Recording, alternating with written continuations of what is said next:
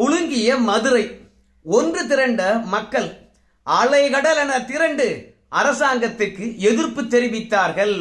திடீரென மக்கள் எதற்காக ஒன்று திரள வேண்டும் என்ற விஷயத்தை தான் இந்த வீடியோவில் நம்ம பார்க்க போகிறோம்.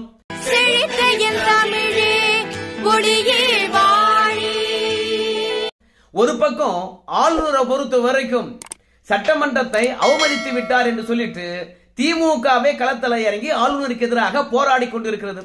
இன்னொரு பக்கம் அதிமுக அண்ணா பல்கலைக்கழகத்தில் மாணவிக்கு நடந்த விரும்பத்தகாத விஷயத்துக்காக களத்தில் இறங்கி போராட்டம் நடத்தி கொண்டிருக்கின்றார்கள். இப்போ விவசாயிகளும் பொதுமக்களும் மேலூரிலிருந்து மதுரை தமுக்க மைதானம் வரைக்கும் 30 கிலோமீட்டர் தொலைவுக்கு லட்சக்கணக்கான மக்கள் ஒன்று திரண்டு அரசாங்கத்துக்கு எதிராக எதிர்ப்பு தெரிவித்துக் கொண்டிருக்கின்றார்கள். இதையெல்லாம் வச்சு பார்க்கும்போது தமிழகமானது தற்போது போராட்ட களமாக மாறி இருப்பது நன்றாக தெரிகிறது. ஆனால் விவசாயிகளும் பொதுமக்களும் எதற்காக தமுக்கம் மைதானத்துல ஒன்று திரண்டாங்க அப்படின்ற விஷயத்தை நாம சுருக்கமா பார்க்கலாம். எடப்பாடி பழனிசாமியும் அண்ணாமலையும் இங்க விவசாயிகளும் பொதுமக்களும் ஒன்று திரண்டிருப்பதற்கு சில கருத்துக்களையும் தெரிவித்திருக்கின்றார்கள். திமுக அரசாங்கத்தின் மீது குற்றச்சாட்டு வச்சிருக்கிறாங்க. வந்திருக்கக்கூடிய விவசாயிகளும் பொதுமக்களும் என்ன கருத்தை சொல்றாங்க, அவங்க யார் மீது குற்றச்சாட்டு வைக்கிறாங்க, அவங்களுடைய எதிர்பார்ப்பு என்ன அப்படின்றதெல்லாம் நாம சேர்த்தே பார்க்க போறோங்க.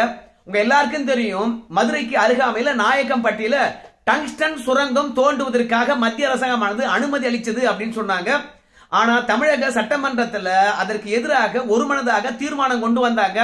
முதல்வர் கூட சொல்லி போட்டாரு, நான் இருக்கிற வரைக்கும் நாயக்கம்பட்டியில டங்ஸ்டன் சுரங்கம் கண்டிப்பாக அமைக்க முடியாது. அப்படி அமைக்கிறாங்கன்னா நான் ஆட்சியில இருக்க மாட்டேன், பதவியை துறந்துட்டு போயிடுவேன் அப்படின்னு சொல்லிட்டு சொன்னாரு.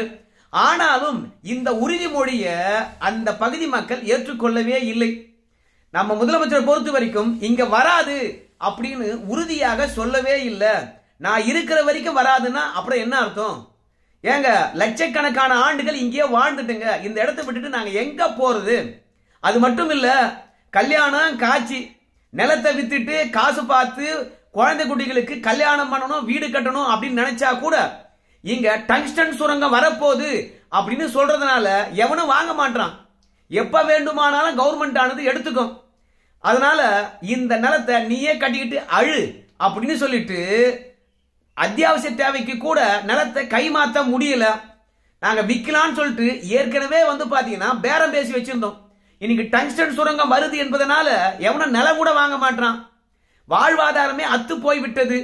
அதனால முதலமைச்சராக இருந்தாலும் சரி, மத்திய அரசாங்கமா இருந்தாலும் சரி, இந்த இடத்துல டங்ஸ்டன் சுரங்கம் வராது அப்படின்னு உறுதியாக இந்த திட்டத்தை கேன்சல் பண்ணணும். அப்படி கேன்சல் பண்ணலன்னு வச்சுங்களேன், நாங்க தொடர்ச்சியாக போராடுவோம் அப்படின்றதுதான் இந்த விவசாயிகளுடைய பொதுமக்களுடைய கோரிக்கையா இருக்குது. இன்னைக்கு முல்லை பெரியார் அணையினுடைய ஒருபோக விவசாயிகள், அதன் மூலமாக பலனடையக்கூடிய ஒருபோக விவசாய அமைப்புகள் பாத்தீங்கன்னா, நாம மதுரையில் இருக்கக்கூடிய ஒருங்கிணைந்த அஞ்சலகத்துல போயிட்டு தன்னுடைய எதிர்ப்பை தெரிவிக்க வேண்டும் தல்லாகுளத்துல அப்படின்னு விவசாயிகள் ஒன்று திரளுகின்றார்கள். அதுக்கு ஆதரவாக அந்த பகுதியில் இருக்கக்கூடிய விவசாயிகளும் சரி, அப்புறம் பாத்தீங்கன்னா அங்க இருக்கக்கூடிய தொழில் நிறுவனங்களும் சரி, கடைகளும் சரி அடைக்கப்பட்டு விவசாயிகளுக்கு ஆதரவாக தன்னுடைய எதிர்ப்பை பதிவு செய்யறாங்க.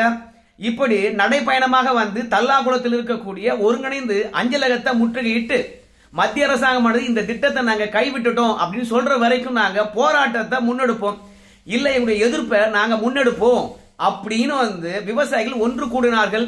இப்படி விவசாயிகள் ஒன்று கூடி தல்லாகுளத்தில் இருக்கக்கூடிய போஸ்ட் ஆபீஸை முற்றுகிட போறாங்க என்ற விஷயமானது ஊடகத்தில் வந்தது. அப்படி ஊடகத்தில் வந்த உடனே அந்த பகுதியில் இருக்கக்கூடியவங்களும் ஒன்று சேர்ந்து கொண்டு சிறுக சிறுக ஆட்கள் திரண்டதனால பெரிய மக்கள் வெள்ளமாக திரண்டு போய்விட்டது. லட்சக்கணக்கான பேர் ஒன்று திரண்டது அங்கு இருக்கக்கூடிய மக்கள் பார்த்ததுனால அவங்களும் இந்த டங்ஸ்டன் சுரங்கத்தினால பாதிப்படைகின்ற காரணத்தினால நாமளும் இந்த பேரணிக்கு எப்படியாவது ஆதரவு தெரிவிக்க வேண்டும் என்று சொல்லிட்டு குடும்பத்துக்கு ஒருவராக அணி திரள ஆரம்பிச்சுட்டாங்க. அதனால மதுரையில இருந்து சென்னை தேசிய நெடுஞ்சாலையில ஹெவியா போக்குவரத்து ஏற்பட்டு போச்சு. இந்த பக்கம் அந்த பக்கம் போக முடியாத ஒரு சூழல். அதனால காவல்துறை வந்தாங்க.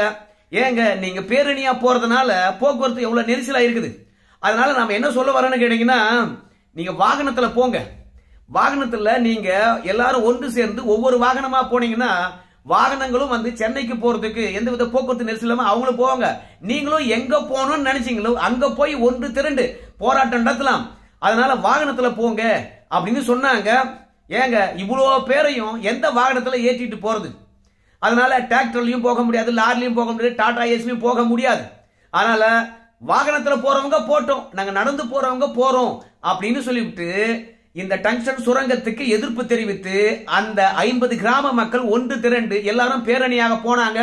அதுலதான் மதுரையே குலுங்கி போய்விட்டது. ஒட்டுமொத்தமாக லட்சக்கணக்கான பேர் ஒரு இடத்துல கூடுதலால மீண்டும் வந்து ஒரு ஜல்லிக்கட்டு போராட்டமானது தமுக்கம் மைதானத்தில் முன்னெடுக்கப்படுகிறதோ அப்படின்ற எண்ணம் வந்துடுச்சு. ஏன்னா ஜல்லிக்கட்டு போராட்டத்துக்கு முதலாக தமுக்கம் மைதானத்துல தான் வந்து ஒன்று கூடனாக மதுரையில. அதனால மீண்டும் இங்க ஒன்று கூடனால இந்த போராட்டமானது டங்ஸ்டன் சுரங்கம் கைவிடப்படுகிறது என்று சொல்லுகின்ற வரைக்கும் தொடர்ச்சியாக போராட்டத்தை முன்னெடுப்பார்களோ அப்படின்ற எண்ணமானது அங்க இருக்கக்கூடிய காவல்துறையினருக்கு வந்து பாத்தீங்கன்னா வந்துடுச்சு. அதனால தமுக்கம் மைதானத்துல நிறைய பேர் ஒன்று கூறுவதை தடுக்க வேண்டும் என்பதற்காக சில பகுதியில கயிறு கட்டி நடந்து வருகின்ற மக்களை தடுத்து நிறுத்தி அவங்க வீட்டுக்கு அனுப்ப பார்த்தாங்க. பேரிகார்டுகளை வச்சாங்க. பேரிகார்டு எல்லாம் மீறிட்டு அவங்க தமுக்கம் மைதானம் நோக்கி எல்லாரும் ஒன்று திரண்டார்கள். அது மட்டும் இல்ல, ஒரு 30 கிலோமீட்டர் வந்து மக்கள் தொடர்ச்சியாக நடந்து வந்தாங்க. அப்படி தொடர்ச்சியாக நடந்து வருகின்ற போது அலுப்பு தெரியாம இருக்கணும் இல்லையா? அதனால வழிநடுக்க இருக்கக்கூடியவங்க இந்த விவசாயிகளுக்கும் இந்த பொதுமக்களும் வந்து உணவு கொடுத்தாங்க, கூல்ட்ரிங்க்ஸ் கொடுத்தாங்க, தண்ணீர் கொடுத்தாங்க. எல்லாரும் உதவி செய்ததுனால எந்தவித சோர்வும் இல்லாம காவல்துறை அங்கங்கே மடக்கி கைது செய்தாலும் சரி, இல்ல திரும்பி போங்க என்று அறிவுறுத்தினாலும் சரி, எந்த விதமான சஞ்சலத்துக்கும் ஆட்படாம அவங்க ஒட்டுமொத்த பேரும் தமுக்கம் மைதானத்தில் ஒன்று கூடினார்கள். இதற்கு இடையில அண்ணாமலை அவர்கள் என்ன சொன்னார்னு கேட்டீங்கன்னா, இது முழுக்க முழுக்க திமுக செய்த தவறு. மத்திய அரசாங்கமானது என்ன சொல்லி இருக்குது என்ற விஷயத்தை விவசாயிகிட்ட சொல்லி புரிய வச்சிருக்கணும். டங்ஸ்டன் சுரங்கமானது மீண்டும் மறு ஆய்வுக்கு உட்படுத்தப்படுகிறது. விவசாயிகளை பொறுத்த வரைக்கும் டங்ஸ்டன் சுரங்கம் வேணான்னு சொல்லிட்டாங்க. அதனால டங்ஸ்டன் சுரங்கம் எடுப்பதை நிறுத்தி வைக்கப்பட்டிருக்குது. இத மாநில அரசாங்கமானது மக்கள் கிட்ட போய் சொல்லுங்க அப்படின்னு சொல்லிட்டு மத்திய அரசாங்கமானது சொல்லிச்சு. ஆனா தமிழக முதல்வரை பொறுத்த வரைக்கும் இத மக்களிடையே வந்து புரிய வைக்கல. அதனால்தான் மக்கள் வந்து பாத்தீங்கன்னா எல்லாரும் ஒன்று திரண்டு இருக்கின்றார்கள். தமிழக அரசாங்கமானது முதல்ல geological of survey of India, இந்திய கனிம வள ஆய்வு நிறுவனமானது இந்த அரியாப்பட்டி நாயக்கம்பட்டி பகுதியில் ஆய்வு செய்து டங்ஸ்டன் இருக்கிறது அப்படின்றத உறுதிப்படுத்துறாங்க. இந்த இடத்துல டங்ஸ்டன் எடுப்பதற்கு கான்ட்ராக்ட் உள்ளாமா என்று தமிழக அரசாங்கத்திட்ட கேட்கிறாங்க. ஆனா தமிழக அரசாங்கமானது ஏப்பா இங்க புராதன நினைவு சின்னங்கள்லாம் இருக்குது, சமணர் படுக்கை இருக்கிறது, குடைவரை கோயில் இருக்கிறது, அதோட போச்சுன்னா பள்ளியூர் பெருக்கமாக சில பகுதிகளை அறிவிச்சிருக்கிறோம், இந்த இடத்துல வேணாப்பா எடுக்க கூடாதுப்பா அப்படின்னு ஆரம்பத்துல இந்த அரசாங்கமானது சொல்லவும் இல்ல. டங்ஸ்டன் சுரங்கம் வேண்டாம் என்று எதிர்ப்பு தெரிவிக்கவே இல்ல. அதற்கு பதிலாக தமிழக அரசாங்கமானது என்ன சொல்லிடுச்சுன்னு கேட்டீங்கன்னா, ஏங்க கான்ட்ராக்ட் தான் விடுறீங்க, அதை நாங்களே விட்டுக்கிறோங்க, நீங்க ஏங்க எங்களுடைய அதிகாரத்தை வந்து பறிக்க பாக்குறீங்க அப்படின்னு மட்டும்தான் தமிழக அரசாங்கமானது மத்திய அரசாங்கத்துக்கிட்ட கோரிக்கை வச்சுது.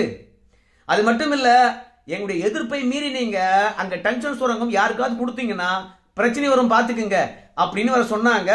பிறகு மத்திய அரசாங்கமானது பல்லுயிர் பெருக்கமாக எந்த பகுதியை நீங்க அறிவிச்சிருக்கீங்களோ அந்த பகுதியை தவிர்த்து விட்டு மற்ற பகுதியில டங்ஸ்டன் எடுக்கலாமா அப்படின்னு கேட்டாங்க.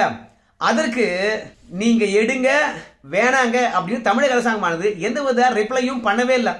அப்படின்னா மத்திய அரசாங்கமானது என்ன நினைக்குது, தமிழக அரசாங்கமானது இந்த சுரங்கம் அமைப்பதற்கு ஒத்துழைப்பு நல்குகிறது அப்படின்னு நினைச்சுக்கிட்டு நாங்க டெண்டரை விட்டோம். டெண்டரை பொறுத்த வரைக்கும் வேதாந்தா குழுமமானது எடுத்துடுச்சு. வேதாந்தா குழுமம் எடுத்த பிறகு மக்கள் வந்து எதிர்ப்பு தெரிவிக்கிறாங்க. மக்கள் எதிர்ப்பு தெரிவித்த பிறகு தமிழக அரசாங்கமானது நாங்க அன்னைக்கே எதிர்ப்பு தெரிவிச்சோம் அப்படின்னு சொல்லிவிட்டு சட்டமன்றத்துல ஒரு தீர்மானத்தை போட்டு நான் இருக்கிற வரைக்கும் ஆட்சியில இருக்கிற வரைக்கும் டங்ஸ்டன் சுரங்கமானது இங்க அமையாது அப்படின்னு முதல்வர் வந்து உத்தரவாதம் அளிக்கின்றார். முதல்லயே தமிழக அரசாங்கமானது எதிர்ப்பு தெரிவித்திருந்தால் இந்த மாதிரி பிரச்சனை, அதாவது ஒப்பந்ததாரர் வரைக்கும் போயிட்டு நாம இந்த பிரச்சனைய தீர்வுக்கு கொண்டு வர அவசியம் கிடையாது, ஆரம்பத்திலே தடுத்து நிறுத்திருக்கலாம். தமிழக அரசாங்கமானது தும்ப விட்டுட்டு வாழ பிடிக்குது அப்படின்னு நம்ம அண்ணாமலை அவர்கள் குற்றச்சாட்டு வச்சிருக்கிறாரு. தமிழக அரசாங்கத்தை பொறுத்த வரைக்கும் நாங்க நிலத்தை எவன் கான்ட்ராக்ட் எடுத்தானோ அவனுக்கு கொடுத்தாதான் அவன் எடுக்க போறான். அதனால நீ யாருக்கு ஒன்னாலும் கான்ட்ராக்ட் விட்டுக்கோ, நிலத்தை நாங்க கொடுத்தாதானே, அதனால நாங்க நிலம் கொடுக்க போறது இல்ல, நீ ஏலம் விட்டு என்ன பிரயோஜனம், அதனால எங்க மக்களை நிலத்தை கொடுக்காம நாங்க காப்பாத்துவோம் அப்படின்னு தமிழக அரசாங்கம் சொல்லுது. ஏன்னா இந்த டங்ஸ்டன் எடுக்கக்கூடிய நிலம் என்பது தமிழக அரசாங்கத்துக்கிட்ட இருக்குது. அதனால தமிழக அரசாங்கம் அனுமதிச்சா மட்டும்தான் இங்க எந்த நிறுவனம் கான்ட்ராக்ட் எடுத்தாலும் டங்ஸ்டன் எடுக்க முடியும். அதனால நிலத்தை நம்ம கொடுக்காது விட்டுருவோம், அப்புறம் அவன் எப்படி எடுப்பான் அப்படின்னு தைரியத்தினாலதான் பாத்தீங்கன்னா மத்திய அரசாங்கத்துக்கு ஆரம்பத்தில் எதிர்ப்பு தெரிவிக்கலையாம். ஆனா மத்திய அரசாங்கம் என்ன சொல்லுதுன்னு கேட்டீங்கன்னா, நீங்க டங்ஸ்டன் எடுக்க விடுங்க, எடுக்க விடாத போங்க, ஆனால் அரிதான கனிமங்கள் சில பகுதியில் இருக்கின்ற போது அந்த கனிம பகுதிகளை கண்டறிந்து நாட்டு வளர்ச்சிக்காக எடுத்து பயன்படுத்துவதற்கு ஜியாலஜிக்கல் ஆஃப் சர்வே இந்தியா அது முயற்சி செய்யும். அதுக்கு நாங்க எங்களுடைய ஒத்துழைப்பை தந்தோம். அவங்க டங்ஸ்டன் இருக்குன்னு சொன்னாங்க, அது ஒரு நிறுவனத்துக்கு விட்டோம். இந்த டங்ஸ்டன் சுரங்கத்தினால மத்திய அரசாங்கத்துக்காக 10 பைசா லாபம் கிடையாது. எல்லா பணமும் மாநில அரசாங்கத்துக்கு தான் வரப்போகுது. அதனால நீங்க சுரங்கம் விட்டா விடுங்க, விடாட்டா போங்க. ஒருவேளை விவசாயிகள் எதிர்ப்பு தெரிவிக்கிறாங்கன்னா நாங்க மீண்டும் கூட சர்வே பண்றோம், அந்த இடத்தை விட்டுட்டு வேற எந்த இடத்துலயாவது எடுக்க முடியுமா அப்படின்னு சர்வே பண்றோம். அதனால ஏற்கனவே நம்ம அறிந்தோம் இல்லையா, ஒரு இடத்துல டங்ஸ்டன் இருக்குன்னு சொல்லிட்டு அந்த இடத்தை யாருக்கும் குத்தகை கூடாம அப்படியே தடுத்து நிறுத்துங்க. அதோட போச்சுன்னா விவசாயி கிட்ட போய் சொல்லுங்க, டங்ஸ்டன் சுரங்கமானது அமையாது என்ற விஷயத்தை சொல்லுங்க, நிறுத்தி வைக்கப்பட்டிருக்குதுன்னு சொல்லுங்க அப்படின்னு போய் தமிழக அரசாங்கத்துக்கிட்ட மத்திய கனிமவளத்துறை அமைச்சர் கிஷன் ரெட்டி அவர்கள் சொன்னார். அண்ணாமலையும் போய் நேரடியாக சந்திச்சுட்டு இங்க சுரங்கம் வேண்டாம் அப்படின்றதையும் வலியுறுத்தினாரு. ஆனா தமிழக அரசாங்கமானது வெளிப்படையாக இதை அறிவிக்காத காரணத்தினாலதான் இவ்வளவு பெரிய போராட்டமானது இன்னைக்கு வெடிச்சிருக்குது அப்படின்றத அண்ணாமலை அவர்கள் சொல்லி இருக்கின்றாரு. சோ தமிழகத்துல ஏகப்பட்ட சட்ட ஒழுங்கு கெட்டு போய் கிடக்கிறது. அதெல்லாம் திசை திருப்புவதற்காக இந்த விவசாயிகளுக்கான ஆர்ப்பாட்டத்தை முன்னெடுத்திருக்காங்களோ, அதுலயும் பாருங்க விவசாயிகள் ஆர்ப்பாட்டம் நடத்துறாங்க. ஆனா இந்த ஆர்ப்பாட்டத்துக்கு அனுமதி கிடையாது. ஆனா திமுக காரன் ஆளுநரை எதிர்த்து போராட்டம் நடத்துவதற்கு அனுமதி கொடுத்துருக்காங்களே, இது என்ன நியாயம்? இது விவசாயிகளுக்கு உண்மையை புரிய வச்சிருக்கணும். அது மட்டும் இல்ல, போராடுறீங்களா போராடுங்க, உங்களுக்கு பாதுகாப்பு தரேன் அப்படின்னு சொல்லிட்டு ஒழுங்கா உட்காந்து விவசாயி கிட்ட பேச்சுவார்த்தை நடத்தி அதை புரிய வச்சிருக்கணும். இன்னைக்கு எல்லாரும் ஒன்னா சேர்ந்திருப்பதால அதெல்லாம் செய்ய மாட்டாங்க. இன்னும் கூட பாருங்க, ஒரு வருஷம் இந்த மாதிரி போராட்டம் நடத்துவதற்கு அனுமதிச்சு விட்டு இவங்களுடைய பிரச்சனையை திசை திருப்ப பார்ப்பாங்க அப்படின்னு அண்ணாமலை சொல்லிக்கின்றாரு. அதே மாதிரிதான் எடப்பாடி பழனிசாமி சொல்லியிருக்கின்றார். இதுல இருந்து எந்தவித மாற்றமும் இல்லை.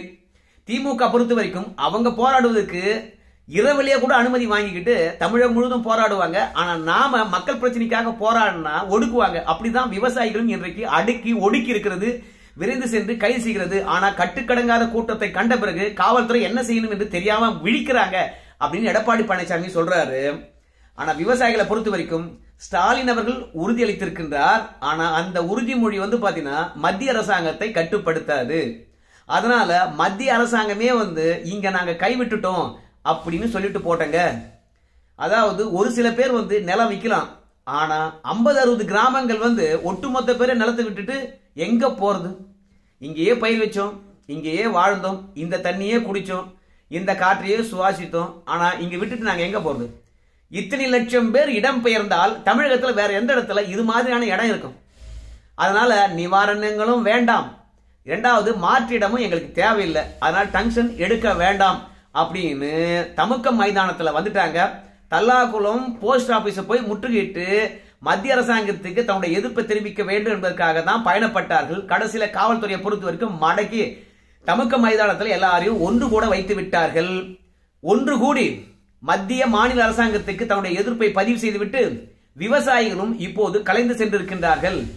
உரிய நடவடிக்கை விரைவாக எடுக்கவில்லை என்றால் தொடர் போராட்டம், ஜல்லிக்கட்டு மாதிரி தொடர் போராட்டத்தை முன்னெடுப்போம் அப்படின்னு சொல்லியிருக்கிறாங்க. நான் கூட டிவில பார்க்கும்போது இவ்வளவு கூட்டம் வந்த பிறகு என்ன ஆச்சு மதுரைக்கு, என்ன பிரச்சனையோ அப்படின்னு நினைச்சேங்க. ஆனா இதுல திமுக தான் பெரிய அச்சமே. ஏன்னா ஜல்லிக்கட்டு மாதிரி 1-2 விட்டார்கள் என்றால் திமுக களத்துல இறங்கி அவசர சட்டத்தை பாஸ் பண்ணி உடனடியாக மத்திய அரசாங்கத்துக்கு அனுப்பி இந்த பகுதி டங்ஸ்டன் எடுக்கல அப்படின்றத உறுதிப்படுத்த வேண்டும். அதனால அவசர சட்டம் எல்லாம் ஏற்றுவதற்கு இப்போதைக்கு வாய்ப்பே கிடையாது. ஜல்லிக்கட்டு மாதிரியான ஒரு தலைவலி வந்துருமோ என்று நினைச்சாங்க. ஆனா விவசாயிகளை பொறுத்த வரைக்கும் எல்லோரும் பிரிந்து சென்றிருக்கின்றார்கள். அது மட்டும் இல்ல, அடுத்த போராட்டம் அவங்க என்ன அறிவிச்சிருக்கான்னு கேட்டீங்கன்னா, இங்க டங்ஸ்டன் இல்லை என்று கூட சொல்லிடுவாங்க. ஆனா வேற ஒரு தொழிற்சாலையை கொண்டு வந்துருவாங்க நிலத்தை பறிப்பதுக்கு. அதனால் எங்க பகுதியை, டெல்டா பகுதி எப்படி பாதுகாக்கப்பட்ட வேளாண் மண்டலம் என்று சொன்னாங்களோ அதே மாதிரி இந்த பகுதியும் வேளாண் மண்டலமாக, பாதுகாக்கப்பட்ட வேளாண் மண்டலமாக அறிவிக்க வேண்டும் என்ற போராட்டத்தை அடுத்ததாக முன்னெடுக்க போகின்றார்களாம். இன்னைக்கே அது தொடர்பாக தான் பேச்சுவார்த்தை இருந்தது. இன்னைக்கு ஆர்ப்பாட்டத்தை முன்னெடுத்தவங்க யாருன்னு கேட்டீங்கன்னா, முல்லை பெரியாறு அணையில ஒருபோக பயிர் வைக்கக்கூடிய விவசாய சங்கங்கள் ஒன்று திரண்டு இருக்கின்றார்கள். இதுல விவசாய சங்க தலைவராக இருக்கக்கூடிய PRP பாண்டியன் அவர்களும் கலந்து கொண்டிருக்கின்றார்கள். சோ இந்த கூட்டம் கலந்து செல்கின்ற போது எல்லா டிவி காரனும் எல்லார்கிட்டையும் மைக்கை நீட்டி விவசாயிகளை உசுப்பேத்தி தான் அனுப்புறான். அவனுக்கு தேவை பரபரப்பான செய்தி, தமிழகம் பரபரப்பா இருக்க வேண்டும், TRP ஏற வேண்டும் என்பதற்காக மக்களை கிளர்ச்சியடைய செய்கின்றார்கள். ஏற்கனவே சட்டம் ஒழுங்கானது பார்க்கிற இடமெல்லாம் காரி துப்புற மாதிரி இருக்குது, இது வேறவா அப்படின்றது தான் எதிர்கட்சிகளுடைய கருத்தா இருக்குது. மக்கள் தங்கள் உரிமைக்காக போராடி இருக்கின்றார்கள். அந்த உரிமையை நாம மதிக்கிறோம். நன்றி நண்பர்களே.